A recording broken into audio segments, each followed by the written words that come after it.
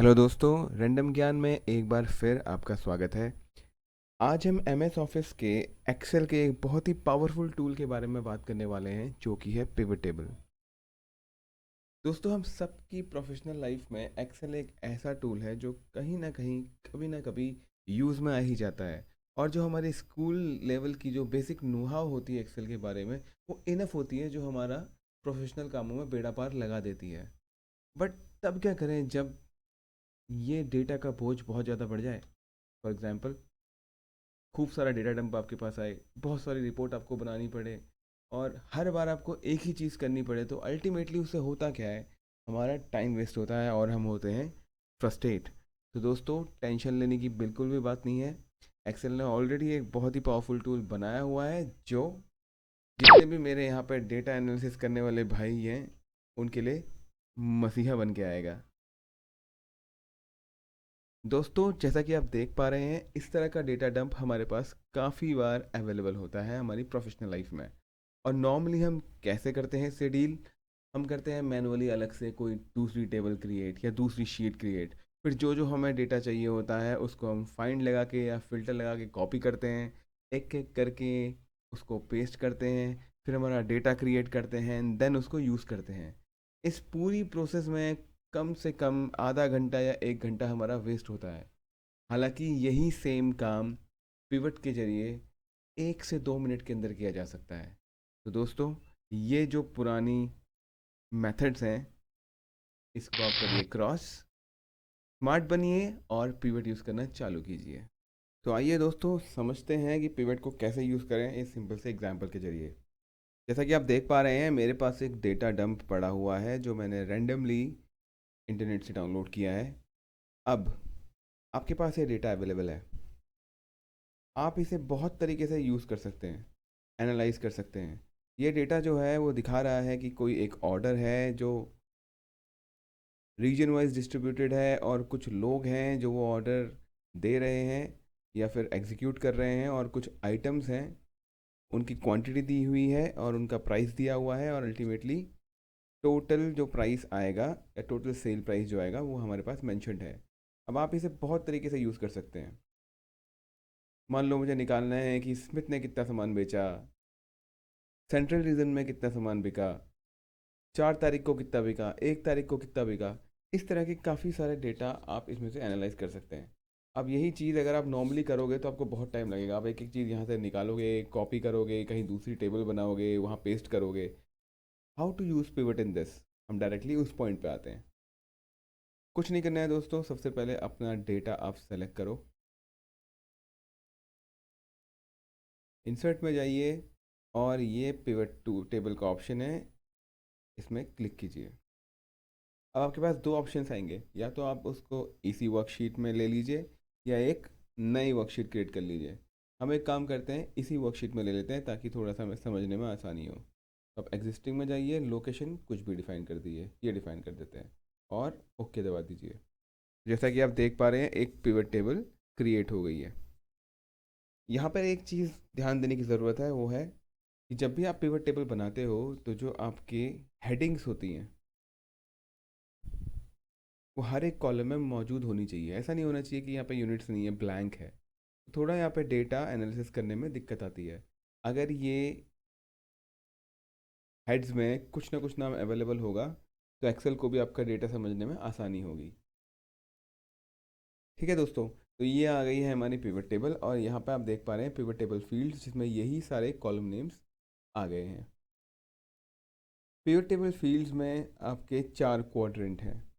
एक है रो, एक है फिल्टर, एक है कॉलम और एक है वैल्यूज़। जो भी चीज़ आप यहाँ से रो में ड्रैग करोगे वो रो बन जाएगी, जो भी चीज़ आप यहाँ से कॉलम में ड्रैग करोगे वो कॉलम बन जाएगा। वैल्यूज़ में आप वो चीज़ें लोगे जिससे आपको जो भी वैल्यू चाहिए होगी वो काउंट करवानी है।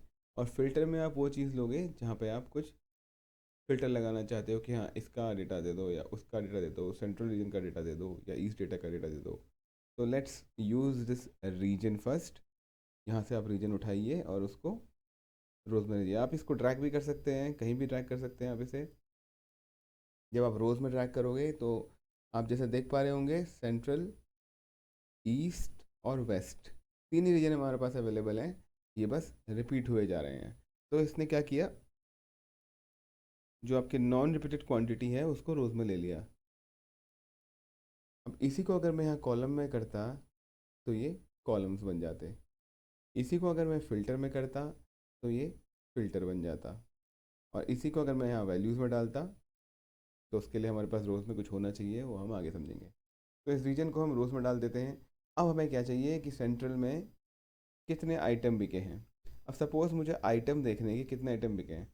आप देख पा रहे हैं यहाँ पे नंबर ऑफ़ यूनिट्स दी हुई है, तो मैं यहाँ से यूनिट्स उठा लूँगा और उसको वैल्यूज़ में डाल दूँगा। आप इसे कॉलम्स में भी ले सकते हैं, आप इसे फिल्टर में भी ले सकते हैं, जैसा कि हम रीजन को घुमा रहे थे। बट हमें चाहिए कि यूनिट्स कितनी हुई हैं, तो आप वैल्यूज़ में डाल दीजिए।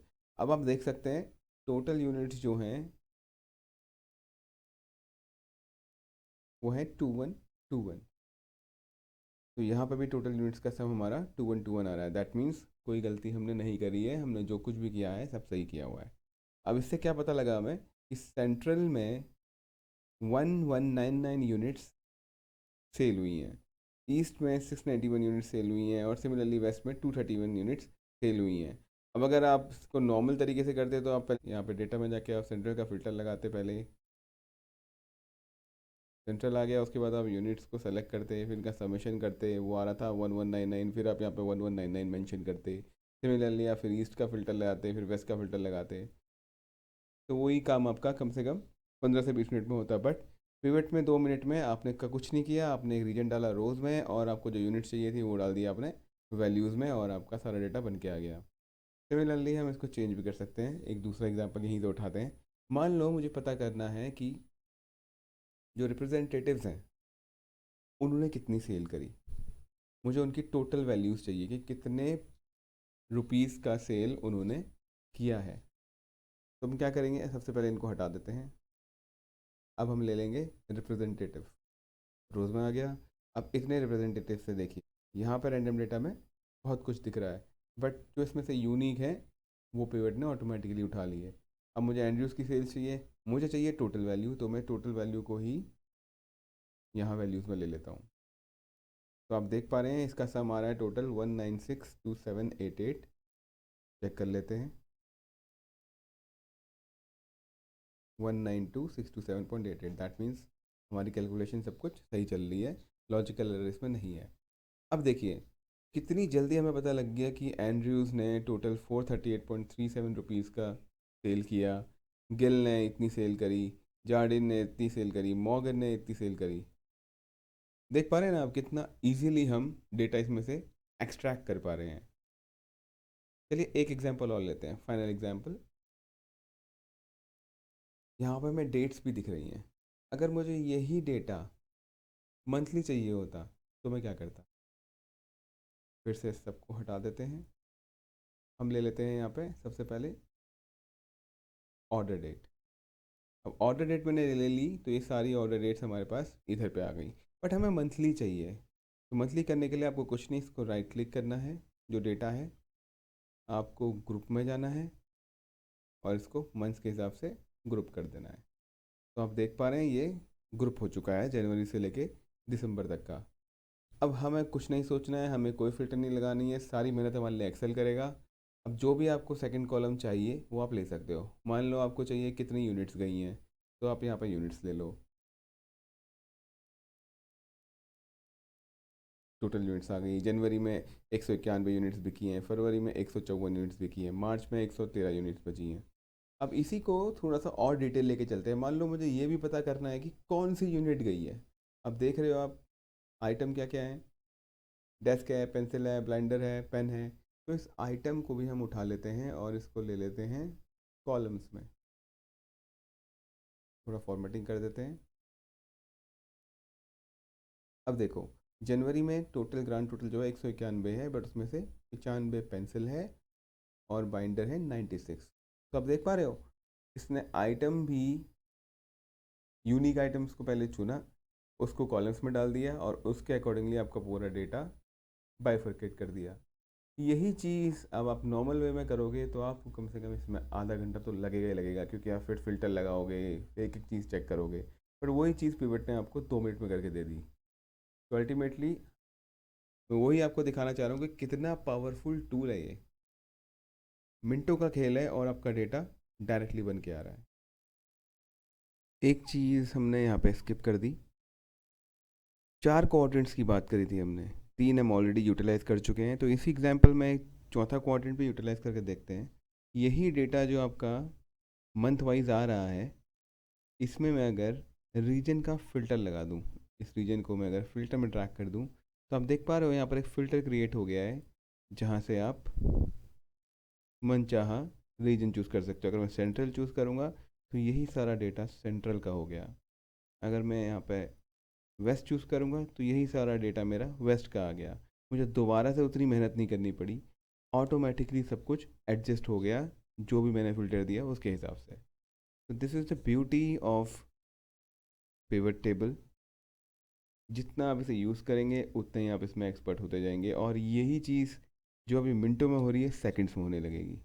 दोस्तों, जैसे ही आपने टेबल क्रिएट करी है, उसी तरह आप इस टेबल को ग्राफ में भी प्लॉट कर सकते हो। पिवट टेबल हमें ऑप्शन देता है, अगर आप एनालाइज में जाओगे तो पिवट चार्ट करके एक ऑप्शन देता है जिससे आप डायरेक्टली चार्ट क्रिएट कर सकते हो, और इस टेबल के अकॉर्डिंगली यहाँ पे चार्ट क्रिएट हो जाता है। जैसा कि आप देख पा रहे हो, मार्च में 7 बाइंडर्स हैं, 56 पेंसिल्स हैं, तो 7 बाइंडर और 56 पेंसिल्स, उसी का यहाँ पे लेजेंड क्रिएट हो गया। तो इस तरह से जैसा डेटा आप यहाँ पे टेबल पे निकालोगे, उसी का कोरस्पॉन्डिंग ग्राफ यहाँ पे ऑटोमेटिकली जनरेट हो जाएगा, और ये चीज़ डायनामिक होगी। जैसे आप यहाँ पे मान लो सेंट्रल चूज़ करोगे तो आपकी टेबल चेंज होगी, तो आपका ग्राफ भी चेंज हो जाएगा। Isn't it wonderful? अब यही चीज़ को आप थोड़ा सा एडवांस में लेके चलेंगे, न्यूमरस ग्राफ्स बनाएंगे एक ही टेबल से, तो वही डैशबोर्ड में कन्वर्ट हो जाएगी।